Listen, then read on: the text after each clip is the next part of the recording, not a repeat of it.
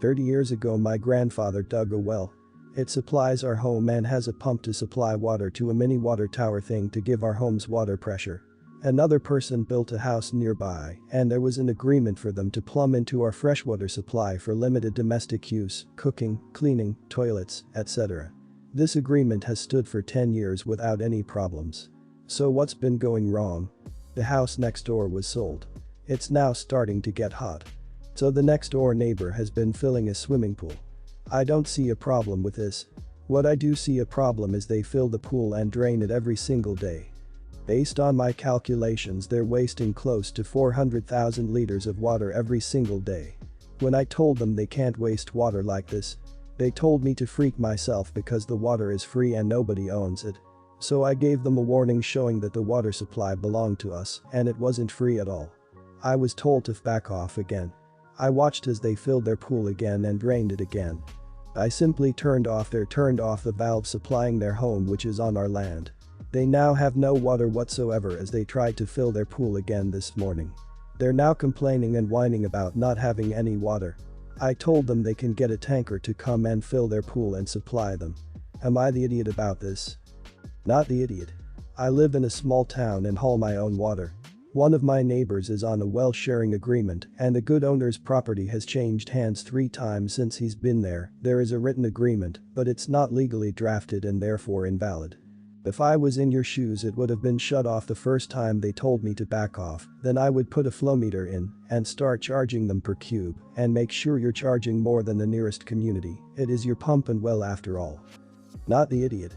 Underground springs are not limitless water source. Our wells dried up during a drought. Another time, one neighbor forgot to turn off the spigot and left his water on for 2 days in the garden and it ran dry. Question. Do they only own the house and not any land? If water came with the house, even though you had a specific agreement about water with previous owners, they may be entitled to water. I wonder if you can charge them for water. Anyway, you may be up the creek without a paddle since they don't have water to even cook with or for sanitation. Not the idiot. I live in a country area a few hours outside of a major city and we have a lot of second homeowners near us. A family bought the house next door and they come every weekend from the city and every weekend we run out of water because we are on the same aquifer as them. They fill their pool with a hose every day because their kids splash water out of it. Meanwhile, we don't even have drinking water or water to shower with or flush the toilets. Last summer we ran out like usual. My SO went over to their house and they left for the city the night before and they just left their hose running, just pouring water, not even with a nozzle on it. When I was in my mid-20s, I froze some eggs. We ended up freezing 10 eggs. I was lucky enough that my job covered part of the costs. Fast forward. When my husband and I were ready to get pregnant, we ended up just getting pregnant naturally. I am currently 35, I had my baby a year ago. We do want 2 more children, so we will likely use a few of the eggs. My sister, 30, had 1 kid in her teens, my 12-year-old niece, and has recently gotten married. She and her husband have been together for less than 6 months. Even though she was young, my sister's first pregnancy was a struggle. She has been told that she probably will not be able to have another baby. Now, she and her new husband are asking me if they can have 1 or 2 of my stored eggs. I instantly told her no, I would feel very weird about it. I then softened my stance and told her that if she paid me a substantial amount of money, I would let her have 2 eggs. I have been paying $70 a month for the past 9 years to store them and paid a hefty fine for the process of removal. I gave her a price of $5,000. I admit that this is mostly done to dissuade her from asking me. She's really torn up and blaming me for not being able to enjoy sharing a child with her husband. I told her to find a donor egg and she would be able to do that. She says she wants a baby that is related by blood, my baby. I also told her, frankly, that if she can't afford $5,000 for the egg, she can't afford another baby. Before she got married, she was constantly asking me for money. She has now gone on to whine to any family member or friend in earshot about how much of a horrible sister I am. My parents are begging me to help my sister start a family and are saying that if her new husband leaves her because he wants kids, it will be my fault. Other people are even coming out of the woodwork to shame me for not giving her the eggs. I feel for my sister, I really do. But these are my eggs. Even if they are not used, they are mine. Am I an idiot for not giving them to her? Everyone's the idiot here. Your sister is an idiot for asking and not taking no for an answer. You are also an idiot for putting a price on it and not just making it a matter of principle and sticking to that. Nobody has the right to any of your eggs, and there are perfectly viable alternatives for her, such as adoption. By putting a price on it, however, you're signaling that it's not a matter of principle, but a matter of reimbursement. What are you going to do if your parents, or anyone else for that matter, cough up the $5,000? It seems clear that you don't want to sell your eggs, and rightly so don't put a price on them. Everyone's the idiot here. Your family shouldn't be guilting you over the possible end of your sister's marriage. They should have talked through her fertility issues prior to marriage and outlined potential options. I wanted to say not the idiot, but you come off as pretty heartless here. If you want to say no, say no. Don't set a high price which just puts the issue back on them. You're trying to make it financially unattainable instead of being honest, which wins you an idiot. Plenty of people successfully raise happy kids without starting off with $5,000 in the back. Your judgment of your sister kinda screws. Not the idiot, giving away your eggs is like giving up your child to her to raise. She doesn't have the right to demand you to give her a child. However, telling her okay for a price leads to her thinking you are okay with selling your eggs when that wasn't what you meant at all. Be honest. If the answer is no, it's no. If her marriage can't survive because you didn't make it possible for her to give birth, then that's on them, not you. They are adults and need to sort out their issues. So I, 19, just realized I apparently dropped a major bomb on my stepdad, 50, and my mom's, 42, relationship without intending to do so. Basically, my plan was, I discussed this with my mom, that I would live with my mom through college as a way to save money instead of spending everything I loan and make on rent, food, etc. This went well for 1 year until my stepdad moved in. He and my mom have been together for 7 years and married for 2, however, they did not move in together as my mom likes her independence. Unfortunately for him, he lost his job and of course could not afford his mortgage as a result, so he moved in, sold his house, and asked my mom if he could move in. She said yes, obviously. He uses the money he got from the house and his savings to pay his fair share and is looking for work, so he's not freeloading. Let me get that out of the way. Now I tend to give my mom some money here and there if she needs it, and I pay for my own phone, car, stuff like that, but she has never charged me rent, instead telling me I should save up so I get a jump start when I graduate. Well, that changed. My stepdad found out how much I have saved, which is a considerable amount, and I work a lot outside of college, so I make a reasonable amount too, and he has been demanding I pay 1/3 of the rent, utilities, groceries, etc. After endless whining and wearing down, my mom finally agreed on having me pay 1/4, and well, that's where we have been for the last 3 months. For me, it means basically 90% of my paycheck goes to this, so I lost any benefit living at home gave me overnight. Add to that my stepdad tries to use his authority to get me to do stuff, is obviously bored, and as a result annoying as hell, talks down to me, and even tried to institute a curfew. I am 19, haven't had a curfew since I was 16, and I am done with it. My girlfriend invited me to live with her, and I moved out last week, and yes, I talked to my mom about him plenty of times. So I moved out last week. My mom tried to convince me to stay, but I clarified in detail why I was moving, and well, my mom is furious with my stepdad. Their relationship is extremely strained. I am an only child, so I guess moving out several years before intended freaked my mom the hell out and drove her into action. Regardless, I told her I am not coming back.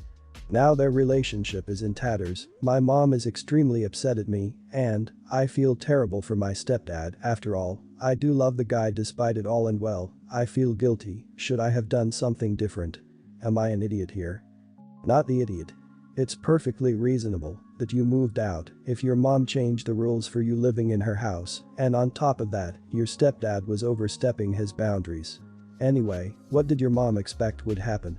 Hey kid, from now on you will have to give us 90% of your paycheck if you want to keep living here. Kid moves out. Mom's Pikachu face. Don't feel guilty about their relationship. She should have thought about you and stood her ground, not just caved to his requests just to keep him happy when she didn't even need the money. Not the idiot. My interpretation. Your mom's husband pushed to make your relationship a business, landlord-tenant relationship. You decided to have a different landlord because the new place has clear advantages over the current place. So, now your mom has realized that this jerk pushed her into a business relationship with her own child. This guy blew up your mom's relationship with you, and she has to figure out how to navigate now. None of which is your fault. Not the idiot. I would encourage you to have a discussion with both of them to try and smooth out. You don't get the financial benefit of living there. Stepdad is trying to impose his rules and attitude. You chose to leave instead. You are still young and learning how to make your way in the world.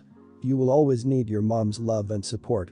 Since you left, it's obvious to me that you are not trying to damage their relationship. Telling your mom why is just you being honest. My son got married 8 months ago to a woman we've never liked. They had a surprise wedding, meaning none of us knew we were going to a wedding, and we were told it was just a cocktail party. My wife wore white. Now that I think of it, my wife wears a lot of white, and that makes daughter-in-law even more of a stupid for never warning us. Well, for 8 months she has been trying to spin it to make my wife look like some crazed mother-in-law who showed up in a wedding dress. She had a wedding picture on social media, and when someone commented who wore white, she wrote back, "That's my mother-in-law, she doesn't like me," and a laughing emoji. My wife called her out on it, and she played the victim and whined about my wife trying to upstage her. She has made a couple snide comments and told people who weren't at the wedding that it was intentional. My son knew how much this was pissing me off and pulled me aside. He said that she is insecure because when she showed the wedding pictures to her best friend, who couldn't make it, the friend immediately commented that my wife is gorgeous. I guess her mom said something too. My wife used to model and not to be an idiot, but she draws your eye much more than daughter-in-law. He said that she is insecure, and she has always felt insecure around my wife. Also, we are Hispanic and she is white, and I guess her own mom was telling her she should tan, and she was going to look pasty compared to everyone. I don't really care.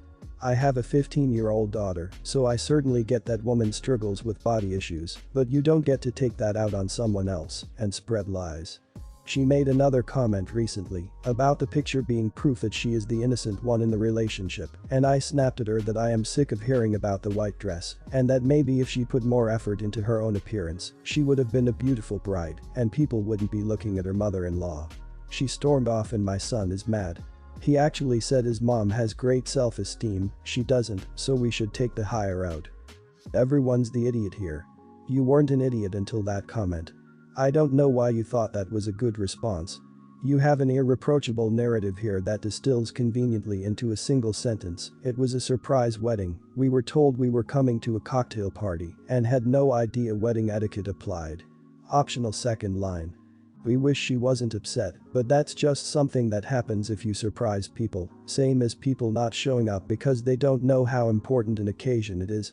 All you had to do was keep repeating that everywhere and every time it was mentioned. Why did you throw away your moral high ground? Did you need to insult her that badly? Everyone's the idiot here. She sounds petty, insecure, and rude, but your comments were definitely uncalled for whether you like her or not. Unless you don't want a relationship with your son, you need to try to mend this. Not saying to screw up to her, but be civil for your son's sake. Sit down with both of them, apologize for what you said, but let her know she didn't warn y'all, so your wife wearing white wasn't your wife's fault, and ask her to drop it. If she's still rude after that, you did what you could to be civil and it's up to your son. Everyone's the idiot here, but you're also kind of a huge idiot. Yeah, she has insecurity problems, but gee, I wonder why. She clearly gets the vibes from your wife that the two of you don't like her, and her comment on the picture says openly that she's feeling it. So she got called out for stating simple facts and is obviously still butting heads with you, who then went and did your classic judgmental thing. Right down to childish comments on her looks.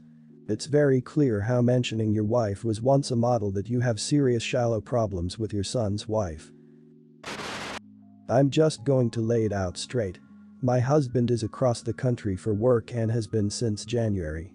He won't be home until mid-June. He was supposed to be able to come home this past week, but can't because of current world circumstances. After a long pregnancy that was filled with me being very sick throughout, I gave birth last week to our second, obviously alone.